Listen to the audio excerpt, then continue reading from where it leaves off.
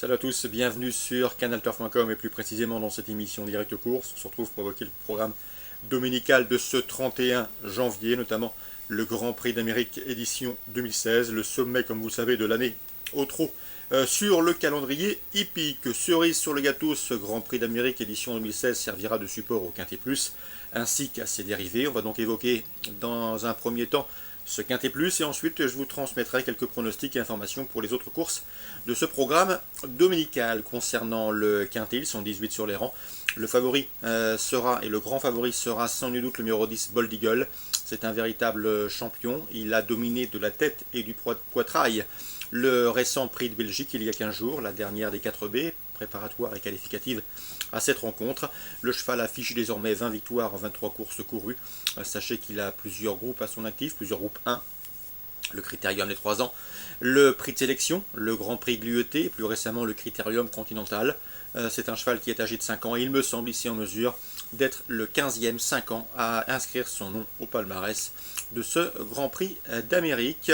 Un Bold Eagle qui, de surcroît, sait tout faire, il sait démarrer vite, il est maniable, il est capable d'aller devant comme attendre, il possède une pointe de vitesse finale très acérée, d'ailleurs il a transpercé peloton dans le Prix de Belgique, difficile de l'imaginer battu dans cette course. Ses adversaires devront d'ailleurs s'y mettre à plusieurs s'ils veulent le déloger. Numéro 10, Bold Eagle, favori incontournable. Je lui poserai le numéro 12, Voltigeur d'Hermite, deuxième de cette course l'an dernier, deuxième également du Prix de Belgique. Il signerait tout de suite pour un classement similaire au dire de son entraîneur Roberto Nonati. Sachez que le cheval a très bien travaillé.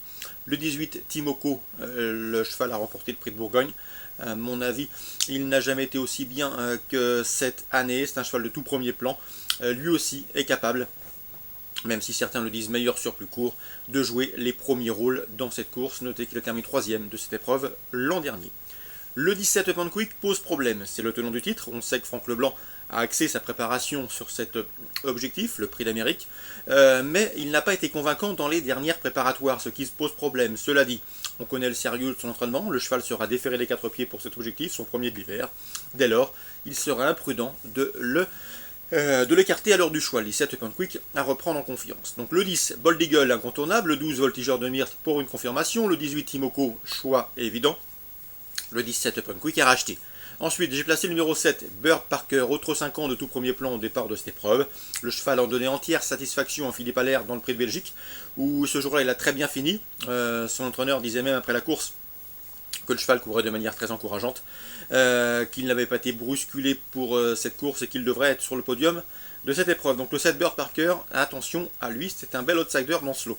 Le 13 Akib du Cap-Vert a remporté le Prix de Bretagne. C'est un cheval qui est redoutable lorsqu'il peut bénéficier d'un parcours caché. Il est capable de suivre tous les trains et à mon avis, s'il a le bon scénario de course, il peut venir tirer son épingle du jeu. Ensuite, je retiendrai le numéro 3, Lionel. Lionel qui a bien fini dans le Prix de Belgique, qui se recommande également de 2 victoires en autant de sorties déférées les 4 pieds. Sachez également que ces 4 dernières courses sur ce parcours ont été couronnées de succès. Donc attention ce numéro 3, Lionel. Je terminerai avec un outsider, le 8, Super Justice. À l'instar de Lionel, c'est un compétiteur norvégien. Il a de la qualité et à mon avis dans ce lot, une 4e, 5e place peut lui revenir et ce à grosse cote. On résume tout ça en chiffres, 10, 12, 18, 17. Ensuite le 7, le 13, le 3 et le 8. Je répète, 10, 12, 18 et 17. Des choix incontournables à mes yeux. Devant le 7, le 13, le 3 et le 8. On va évoquer la suite du programme. Dans la première, je vous conseille bien sûr le cheval qui sera sans nul doute favori, le 107 Billy Billy. Difficile de l'imaginer battu. Il a été sacré dans le prix du président de la République. Il a remporté ensuite le prix Emilio Riotto, groupe 2. Le prix Léon Taquet, autre groupe 2. C'était cet hiver. Difficile ici de le voir battu, d'autant qu'il retrouve un parcours qu'il apprécie. Il y compte une victoire et une place de 2e en 2 courses courues. Dans cette épreuve, le 107 Billy Billy, choix prioritaire, cheval à battre. L'opposition, pourquoi pas le 104 Biscuit de la Vera, ou encore le 106 Bocage d'Ortige, ces dauphins récemment, lors de leur dernière confrontation commune dans le prix Léon Taquet. Dans le prix Jacques Andrieux, la 3e, on a au départ un certain Texas de Liton, le 312. Sachez qu'il va prendre part à sa 3e courses dans ce prix Jacques-Andrieux. Il a terminé 3e en 2014, 5e l'an dernier, mais le cheval est meilleur que jamais cette année. On atteste ses derniers parcours, notamment sa victoire dans le prix Jules Lemonnier, mais également son succès obtenu dans le prix du Calvados, 2 épreuves de groupe 2. Le prix du Calvados c'était sur ce tracé.